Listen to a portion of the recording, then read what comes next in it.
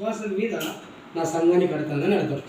ఎందుకంటే విశ్వాసం మీదనే సంఘాలు కట్టబడతాయి, విశ్వాసం మీదనే ప్రార్థనకు ప్రతిఫలం వస్తుంది, విశ్వాసం మీదనే రక్షణ వస్తుంది. అందుకని ఎఫెసీ పత్రిక 7వ వచనం నుంచి 9వ వచనం వరకు రాయబడింది అంటే మీరు విశ్వాసం ద్వారా కృపచేతనే రక్షింపబడి ఉన్నారు. విశ్వాసం లేకుండా దేవునికి ఇష్టడుగా ఉండట అసాధ్యం. అబ్రహామును కూడా దేవుడు పిలిచినప్పుడు అబ్రహాము కూడా విశ్వాసమే వచ్చింది. అంతకుముందు అబ్రహాముకి విశ్వాసం తెలియదు. కాబట్టి విశ్వాసం ఎలా వస్తుందంటే వింటే విశ్వాసం వస్తుంది. కేవలం వింటే విశ్వాసం వస్తుంది అనుకుంటే తప్పు. విని దాన్ని నమ్మగలగాలి. అందుకనే లోకానికి మనకు తెలియదు ఏంటంటే లోకం కూడా వింటుంది కానీ నమ్మడం లేదు. కానీ మనం ఏం చేస్తున్నామంటే వింటున్నాము, నమ్ముతున్నాం, విశ్వసిస్తున్నాం కనుక అంటున్నాడు నేను నా సంఘాన్ని కడతాను. మొదటిది. రెండవది ఏముంది అక్కడ 18వ వచనంలో పాతాళంలో ఒక ద్వారములు నా సంఘాన్ని కట్టింది. ఎప్పుడైతే నా సంఘాన్ని కడతానంటే నీ మీదనే నా సంఘాన్ని కడతానంటే నీ విశ్వాసం మీద, మన విశ్వాసం మీదనే. అమ్మ నేను ఇది చేయగలుగుతానని నువ్వు అనుకుంటున్నావా అని యేసయ్య అంటాడు. ఎవరి దగ్గరికి వెళ్ళినా సరే, పవిత్రాత్మల దగ్గరికి వెళ్ళినా, అనారోగ్యం దగ్గరికి వాళ్ళ దగ్గరికి వెళ్ళినా, లేకపోతే మరణపడక దగ్గరికి వెళ్ళినా, ఎవరి దగ్గరికి వెళ్ళినా సరే నేను ఏం చేయాలనుకుంటున్నారు అని అంటాడు. అప్పుడు వాళ్ళ విశ్వాసాన్ని ప్రకటించిన తర్వాత చేశాడు. మొదటిగా ఏమంటున్నాడంటే నీ బండ మీద నా సంఘాన్ని కడతాను. రెండవది పాతాళపు లోకపు ద్వారములు దాని ఎదుట. వాస్తవానికి మనం ఉండేది పాతాళ లోకపు ద్వారంలోనే. ఈ లోకం అంతా కూడా సాతాను కంట్రోల్లో ఉంది కాబట్టి అవి నిలవలే మీ ఎదుట. మీరు ఉండింది లోకంలోనే కానీ బట్ లోకం మిమ్మల్ని శాసించలేదు, లోకం మీ ఎదుట నిలబడలేదు. ఎందుకంటే ఈ విశ్వాసాన్ని ఒకటి పట్టుకున్నారు. రెండవది నా సంఘమును మీ మీద కడతాను, ఈ బండ మీద కడతాను. మూడవది 19వ వచనం పరలోకపు రాజ్యము యొక్క తాళపు చెవులు మీకు ఇస్తాను. పరలోకపు రాజ్యపు తాళపు చెవులు ఒక ఇంటినంతా పరలోక రాజ్యంతో పోల్చగలిగితే ఆ తాళపు చెవులు నీకు ఇస్తాను. వాస్తవానికి తాళాల దొంగనికి ఏముంది? నమ్మకస్తులకి, పరిచయస్తులకు, దగ్గరగా ఉన్న వాళ్ళకి మాత్రమే తాళపు చెవులు ఇస్తాను. వాస్తవానికి ఇదే తాళపు చెవులు పాత నిబంధనలో నేను దావీదుకి ఇస్తానని చెప్తాను. దావీదుకు పేతురుకు మనం ఇద్దరిని చూస్తే కనుక వీళ్ళతో మనం కంపేర్ చేసుకుంటే కనుక ఇక్కడ ఒక విషయం చెప్తూ ఉన్నాడు. నీ మీద ఎప్పుడైతే నా సంఘాన్ని కడతాను, సంఘం అంటే మనమే. మొదటి కొరింథీ పత్రిక 3వ అధ్యాయం 10వ వచనంలో ఉదయం దేవుని ఆలయమనియు ఆలయంలో దేవుని ఆత్మ నివసించుచున్నాడనియు మీరు ఎరుగరా. కాబట్టి ఎవడైనా దేవుని ఆలయాన్ని పాడు చేసినాడు, వాడిని పాడు చేస్తాడు. అంటే ఇప్పుడు మన హృదయంలో ఏమి పెట్టాడు? దేవుడు సంఘాన్ని పెట్టాడు. బిల్డింగ్ సంఘంగా. చర్చి అనేది ఎట్లా ఉంటుందంటే మనం అందరం కలిసి దేవుని ఆత్మతో సత్యం ప్రకటించడానికి మాత్రమే అది ఉపయోగపడుతుంది తప్ప వాస్తవానికి నిజమైన దేవుని మందిరం అంటే మన హృదయమే. కాబట్టి నీ హృదయంలో నా సంఘాన్ని కడతాను. రెండవది పాతాళపు లోకపు ద్వారములు కూడా నీ ఎదుట నిలబడలేవు. మూడవది పరలోకపు రాజ్యపు తాళపు చెవులు. ఎంత నమ్మకం ఉండాలి దేవునికి. అసలు విశ్వాసాన్ని ప్రకటించింది పేతురు. అయ్యా నువ్వు దేవుని కుమారుడు సజీవుడు అని చెబితే ఈయన కంటే ఎక్కువ నమ్మకాన్ని దేవుడు కలిగి ఉన్నాడు. అందుకనే మన విశ్వాసం పెద్దగా ఉండదు కానీ మన మీద దేవునికి నమ్మకం చాలా పెద్దది. ఆయన మనల్ని నమ్మాడు, అందుకే మనల్ని చూసుకున్నాడు. తర్వాత వచ్చిన మనం చూస్తే అక్కడ రాయబడిన మాట నీవు భూలోకమందు దేన్ని బంధించదు. ఇది అసలైన విషయం. నీవు భూలోకమందు దేన్ని బంధించగలవు పరలోకమందు బంధింపబడు. ఇప్పుడు ఏదైతే మనం ఈ లోకంలో ప్రార్థన చేస్తామో బంధిస్తాం. బంధించడం అంటే దాని అర్థం ఏంటంటే కట్టి పడవేయడం కాదు, శక్తి లేకుండా చేయడం. ఒక దాని కొరకు ప్రార్థన చేస్తున్నాను, ప్రభువా ఇవి బాగు చేయాలి, అలాగే ప్రార్థన చేయాలంటే అధికారంతో ప్రార్థన చేయాలి. బంధించడానికి అధికారం ఉంటేనే బంధించగలుగుతాడు, అధికారం లేకపోతే బంధించలేదు. నువ్వు భూలోకంలో దేన్ని బంధించగలవో పరలోకం ముందు కూడా అంటే అర్థమేమి? నువ్వు భూలోకంలో దేని కొరకు ప్రార్థన చేస్తే ఆ ప్రార్థనకు ఇక్కడ జవాబు ఇక్కడ గ్రాంట్ చేయబడి పర్మిషన్ చేయబడుతుంది. రెండవది నీవు భూలోకమందు దేని విప్పుదు. బంధించడం ఒకటి, విప్పడం ఒకటి.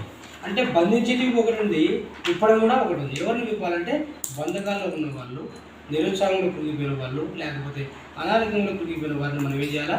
వారి కట్లను మనం విప్పాలి.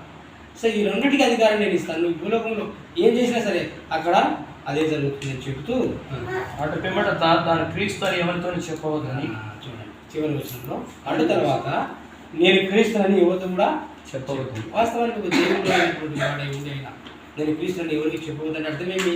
మిగతా వాళ్ళకు గ్రహింపు లేదు, మిగతా వాళ్ళకి క్రీస్తు అని ఆ గ్రహింపులు లేవు. కాబట్టి నువ్వు ఇవంతా మాట్లాడిన వ్యక్తి అంతా యేసు క్రీస్తు అని చెప్పవద్దు. అలా చెప్పడం ద్వారా ఏం జరుగుతుందంటే నేను నిజంగా మిస్ అయ్యనని యూదులు నమ్మకపోవడమే కాకుండా నన్ను ఏం చేస్తారు? వాళ్ళు ప్రధాన యాజకులకు అధికారులను అప్పగిస్తారు. నేను చేయవలసిన పని ఇంకా చాలా ఉంది కాబట్టి నా గురించి ఎవరికి కూడా చెప్పకూడదు. అందుకనే యేసుక్రీస్తు నామాన్ని వ్యర్థమైనటువంటి వాళ్ళ దగ్గర లేకపోతే వ్యర్థంగా ఉచ్చరించే వాళ్ళ దగ్గర మనం ప్రకటించాల్సి లేదు. అందుకని దేవుడైన యెహోవా నామమును వ్యర్థముగా నువ్వు ప్రచారం చేయకూడదు, లేకపోతే వ్యర్థంగా పలకకూడదు. దాని అర్థం ఏమంటే 2 రకాల అర్థాలు ఉన్నాయి ఇక్కడ. ఒకటి భౌతిక సంబంధమైనటువంటి నామాన్ని ఉచ్చరించకూడదు, కానీ స్పిరిచువల్గా మాత్రము యేసు అనే నామం ద్వారా రక్షణ వస్తుందని మాత్రం మనం ప్రకటించాలి. 3 విషయాలు చూస్తున్నాం. మొదటి విషయం ఏంటంటే నువ్వు బండవు, నువ్వు రాయివి. బండ మీద కట్టబడిన విశ్వాసం చాలా గొప్పది. వరదలు వచ్చినా, వాగులు వచ్చినా, ఈ తుఫాను వచ్చినా, ఏమొచ్చినా అది అలాగనే ఉంటుంది అని యేసుక్రీస్తు వారు చెప్పారు. రెండవ విశ్వాసం ఏంటంటే నమ్మకత్వం కావాలి. దేవుడు నమ్మకస్తులైన వారి కోసము, దేశంలోని నమ్మకస్తులైన వారి కోసం నేను చూస్తున్నాను. మనం నమ్మకస్తులమైన. మూడవది ఆయన తాలపు చెవులను మనకిస్తూ ఉన్నాడు. ఎందుకు పేతురుకు అంత ప్రాధాన్యత ఇచ్చాడంటే 3 విషయాల్లో పేతురులో ఉన్నాయి. చదవాల్సిన పనులు ఏదో నోట్ చేసుకుంటాను. ఎందుకు రాసిన సువార్త 5వ అధ్యాయం మొదటి నుంచి చదివితే కదా అక్కడ చేపలు పడుతూ ఉన్నాడు. ఈయన యేసుక్రీస్తు వారు బహు జనసమూహము సముద్రం దగ్గరికి వచ్చారు. ఆ ఊరిలో స్థలం లేదు కాబట్టి సముద్రాన్ని ఎంచుకున్నాడు. గెన్నేసరతు సరస్సు తీరమున అక్కడ వాక్యం చెబుతుంటే ఆయన మీద పడుతూ వాక్యాన్ని వింటున్నారు. స్థలం లేదే అని చెప్పేసి చూస్తూ ఉంటే కొందరు చేపలు పట్టే వాళ్ళు చేపలు పడుతూ ఉన్నారు. సరే అని చెప్పేసి నా కన్ను దృష్టి వాళ్ళ మీద పడిపోయింది. పేదల దగ్గరికి వచ్చాడు. అయ్యా నీ ధోనిలో కొంచెం స్థలం ఇచ్చి నేను కూర్చుంటానంటే సరే కూర్చోండి. చిరాకుతో, నిస్పృహతో, నిరాశతో, వేదనతో, బాధతో చేపలు పడలేదు. సరే కూర్చోడని ఇచ్చి వాళ్ళ ఒళ్ళని దొరుకుతుంటూ ఉన్నారు. యేసుక్రీస్తు వారు ఆ దోణిలో కూర్చొని, ఆ పడవలో కూర్చొని వాక్యం చెప్పి ముగించాడు. ముగించిన తర్వాత సరే నాకు దోణి ఇచ్చాడు కదా, మరి నేను ఏదైనా ఇస్తే బాగుంటుందని చెప్పేసి ఏమి చేపలు కొంచెం లోతుగా వేసి చేపలు పట్టంటే లేదు నువ్వు అంతా రాత్రంతా ప్రయాసకున్నాను కానీ చేపలు పట్టు. సరే ఒకసారి లోతుకు చేపలు వేయి. సరే ప్రభు నీ మాట చొప్పున నేను చేపలు వేస్తానని సందర్భం జరిగింది. ఇప్పుడు మనం ఒక సత్యాన్ని మనం గమనించాలి. చూడండి, ఎప్పుడైతే దేవునికి చోటిస్తారో, ఎప్పుడైతే యేసుక్రీస్తు వారి మీద నమ్మకం ఉంటుందో వారి పట్ల దేవుడు గొప్ప కార్యాలు జరిగిస్తారు. ఇప్పుడు యేసుక్రీస్తు వారు పేతురుతో మాట్లాడుతున్న మాటలు అక్కడున్న ప్రజలందరూ వింటున్నారు. అక్కడున్న శిష్యులు శిష్యులుగా వెంబడించబడే వాళ్ళు బెత్సెదా కుమారులందరూ వింటున్నారు, కానీ అర్థం కాదు. కానీ ఇక్కడ ఇంకొక విషయాన్ని మనం గమనిస్తే యేసయ్య చెప్పిన మాట చేపలు అంటున్నాయి. అది మనం గమనించాల్సిన విషయం. అది దేవునికి స్తోత్రం. హల్లెలూయా. ఆయన సృష్టికర్త అయి ఉన్నాడు. సముద్రముల మీద, సృష్టి మీద, చేపల మీద, జలచరముల మీద, మానవుల మీద ఆయనకు అధికారము ఉంది. ఆయన ఎవరితోనైనా మాట్లాడతాడు. వింటాయి అంతే. చేపలకు చెవులు ఉన్నాయా? చేపలు వినగలుగుతాయి. వినగలుగుతాయి. చేపలు వింటాయి. చేపలు మాట వింటాయి. చేపలు పని చేస్తాయి. ఈ యేసుక్రీస్తు వారు పేతురుతో కొంచెం లోతుగా చేపలు వల వేయి చేపలు పడతాయంటుంటే ఆ మాట పేతురే కాదు, కానీ సముద్రంలో ఉండే చేపలు వింటున్నాయి. ఎట్లా ఉంటాయండి అని మనం ఆలోచిస్తే యోనా గ్రంథంలో మనం చూస్తాం. యోనా గ్రంథంలో యోనా నినివే పట్టణానికి కూడా దర్శించుకు వెళ్ళినప్పుడు సరే అక్కడ నుంచి సముద్రంలో పడవేయమని చెప్పిన సందర్భం వచ్చినప్పుడు చేపకు దేవుడు ఆగ్నేయగా అని రాయపడము. చేపకు దేవుడు ఆగ్నేయగా అది ఆయన మింగివేసింది. తర్వాత 3వ రోజున అక్కి వేయమని చెప్పినప్పుడు అక్కి వేసింది. కనుక సర్వ సృష్టికర్తకు అధికారం ఉంది. కాబట్టి దేవుడు ఏం చేస్తున్నారంటే ఆ మాట చెప్పినప్పుడు చేపలన్నీ వచ్చి అక్కడ చేరుకుని ఉన్నాయి. అసాధ్యమైన పగలపడి చేపలే పడవు, సముద్రంలో అసలే పడవు. అయినా సరే సృష్టికర్త మాట్లాడుతున్నాడు కాబట్టి దగ్గరికి వచ్చాయి చేపలు. వల వేసేసరికి సముద్రంలో చేపలన్నీ ఉన్నట్టుగా మనం చూస్తున్నాం. ఇక్కడ ఒక విషయాన్ని మనం గుర్తుపెట్టుకోవాలి. సముద్రము, లోకము, చేపలు, ఆత్మలు, వల దేవుని వాక్యం. దేవుని వాక్యాన్ని మనం హృదయంలో పెట్టుకొని మనం సుదూరమైన దేవుడు మనకు విజయాన్ని ఇస్తాడు. దేవుడు మనకు ఆశీర్వదిస్తాడు. ఏది చేసినా సరే దేవుడు మనకేం చేస్తాడు? నువ్వు ఏది బంధిస్తావో భూలోకంలో పరలోకంలో బంధించబడుతుంది. దేని విప్పుతావో పరలోకంలో కూడా అది విప్పబడుతుంది. కనుక పేతురులో చూసిన మొట్టమొదటి లక్షణం ఏంటంటే ఆ చేపలు ఎప్పుడైతే పన్నాయో అందరు కేరింతలు వేసి కేకలిస్తూ ఉంటే పేతురు మాత్రం ఏడుస్తూ పశ్చాత్తాపడుతూ యేసు మోకాళ్ళకి సాగినప్పుడు ప్రభువా నేను పాపాత్ములను విడిచిపెట్టి వెళ్ళిపో. యూదులు చాలా మంచి భక్తి పరులే. అయినా సరే ప్రతి మనిషిలో ఏదో ఒక పాపం వెలుబాటు చేస్తుంది కాబట్టి మొదటి చేసిన పని తన పాపముల కొరకు చేసేసిందా ఆయన పశ్చాత్తాపడాలి. మొదటి లక్షణం అది. ఎందుకు పరలోకపు రాజ్యపు తాళపు చెవులు నీకు ఇస్తాను, నువ్వు భూమి మీద ఏం బంధించినా పరలోకంలో బంధించబడుతుంది. ఇంత నమ్మకం ఎట్లా వచ్చిందంటే పేతురు యొక్క క్వాలిఫికేషన్స్, ఆయన అర్హతలు, ఆయన యొక్క గుణాలు ఏంటంటే మొదటి గుణము పశ్చాత్తాపడడం దేవుని సన్నిధిలో.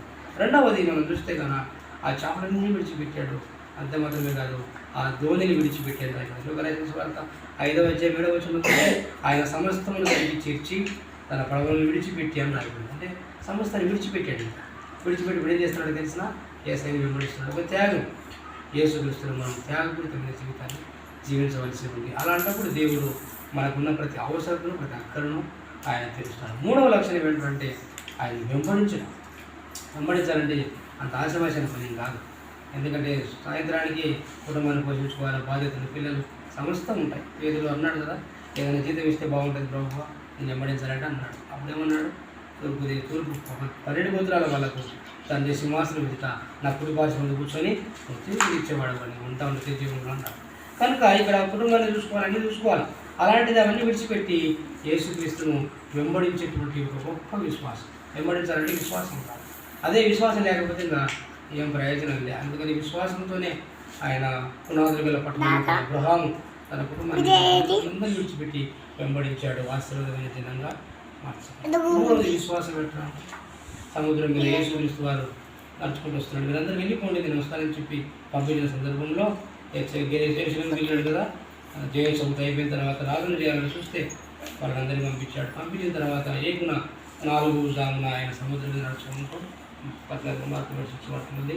ఇదే మత్తయి సువార్త 14వ అధ్యాయం 28 నుంచి కూడా ఉంటుందని. సముద్రం మీద నడుచుకుంటూ వస్తుంటే భూతం అని వీళ్ళంతా అంటే ఆయన అంటాడు, నేను భూతాన్ని కాదు, నేనే, భయపడవద్దు అంటాడు. అయితే పేతురు అక్కడ అందరూ అప్పుడు కూడా సైలెంట్గానే ఉంటారు. అప్పుడు సైలెంట్ ఉంటే పేతురు, ప్రభువా నిజంగా నీవే అయితే ఏపుకాల సమయంలో నేను కూడా సముద్రం మీద నడుస్తాను, నాకు ఆజ్ఞేయం ఉంటాడు. విశ్వాసం ఉంటుంది. ఇంకా జరగడానికంటే ముందే మనం చేయగలగాలని విశ్వాసం ఉంటుంది. సరే రమ్మని చెప్పాడు. అయితే అక్కడ రాయబడిన మాట పేతురు నీళ్ళ మీద నడిచాడు కానీ అని రాయబడింది. నీళ్ళ మీద నడిచాడు అంటే అంత విశ్వాసం మనకి ఉండాలి. మనకున్నటువంటి పరిస్థితులు, మనకున్న డెడికేషన్స్, మనకున్న సోదరులు, ఎరుపులు, ఇబ్బందులతో మన విశ్వాసంలో వెనుకబడిపోతుంటామే. కానీ మరలా మనం ఏం చేయాలా? విశ్వాసాన్ని పెంచుకోవాలి. అలా పెంచుకున్నప్పుడు దేవుడు కార్యం చేస్తాడు. కాబట్టి ఈ 3 లక్షణాలు పేతురులో ఉన్నాయి. మొదటి తన పాపం కొరకు పశ్చాత్తాపడతాడు. రెండవది దేవుని కొరకు త్యాగపూరితమైన వాడుగా ఎందులోనే వెళ్తాడు. సేవకుడికి వెళ్తాడు. అందరి కోసం ప్రయాణం చేస్తాడు, అందరి కోసం బ్రతుకుతాడు, దేవుని కొరకు నిలబడతాడు. త్యాగం ఉండాలి. మూడవది వచ్చేసి వెంబడించాలి. ప్రభువుని విశ్వాసంతో వెంబడించాలి. గొప్ప విశ్వాసం. సముద్రం మీద నడవాలనుకోవడం చాలా గొప్ప విశ్వాసం. అలాంటి విశ్వాసం కాదు. ఈ 3 అర్హతలు పేదలకు ఉన్నాయి. కాబట్టి పరలోకపు రాజ్యపు తాలూకు చెవులు నేను ఇస్తాను. చాలామంది పరలోక రాజ్యం వెళ్ళని మీరు మీ సంఘం ఆ సంఘం మీద చెప్తుంటారు. మనం యేసుక్రీస్తు రక్తంలో కడగబడితే చాలు పరలోక రాజ్యం గ్యారంటీ. ఆయన రక్తం వృధాగా పోదు. ఆయన వేరే లోకనుసారంగా బంధకాల్లో పాపంలో ఉంటే అతనికి సంబంధించిన శిక్ష వేస్తాడు తప్ప ఆయన రక్షణ దూరము చేసేవాడు కాదు. ఆయన ప్రతి ఒక్క రక్షణ కూడా ఆయన కలవరిశలో రక్తాన్ని కాల్చాడు. కనుక ఈ యొక్క అధ్యాయంలో లోపల నా గురించి ఏమనుకుంటుందంటే ప్రవక్త అని చెప్పారు. కానీ మీరు ఏమనుకుంటున్నారంటే మేము క్రీస్తువు, దేవుని కుమారుడు, దేవునివి అనుకుంటున్నారు. లోకంలో ఎవరు లేకపోయినా దేవుడు మనతో ఉంటాడు. ఆ విశ్వాసంలో మనం ఉంటే కదా ఆ విశ్వాసం మీదనే సంఘం కట్టబడుతుంది. క్రీస్తు సార్వత్రిక సంఘాన్ని అపోస్తుల యొక్క సాక్షుల యొక్క రక్తం మీదనే కట్టబడుతుంది. కనుక ఆ విశ్వాసాన్ని మనం కలిగి ఉన్నప్పుడు దేవుడు మనల్ని ఆశీర్వదించబడమన్నాడు. రాత్రికాల సమయంలో కొంత మాట దేవుడు దీవించుకుని దాకా దేవుడికి స్తోత్రం.